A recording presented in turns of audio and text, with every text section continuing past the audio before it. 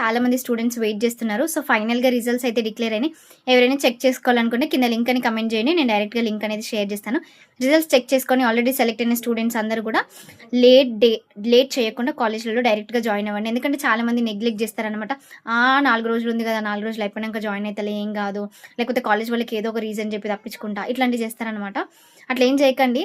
మీకు వేరే ఆల్టర్‌నేటివ్ ఉంది అనంటే ఒక 1, 2 డేస్ దాకా ఈ రిజల్ట్స్ వస్తది అంటే అప్పుడు పర్లేదు. ఎందుకంటే మనకు 30కి ట్రిపుల్ ఐటీ రిజల్ట్స్ కూడా ఉన్నాయి కాబట్టి దానికోసం వెయిట్ చేస్తున్నారంటే 1, 2 డేస్ డిలే చేస్తే ఏం కాదు.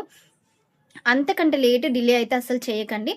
Caste certificate, income certificate, ration card, medical fitness certificate, 10థ్ క్లాస్ మార్క్ షీట్, 10థ్ క్లాస్ బోనాఫైడ్ ఇవన్నీ సర్టిఫికేట్స్ తోటి పాటు మీరు పాస్‌పోర్ట్ సైజ్ ఫోటోస్ కూడా తీసుకొనైతే వెళ్ళండి.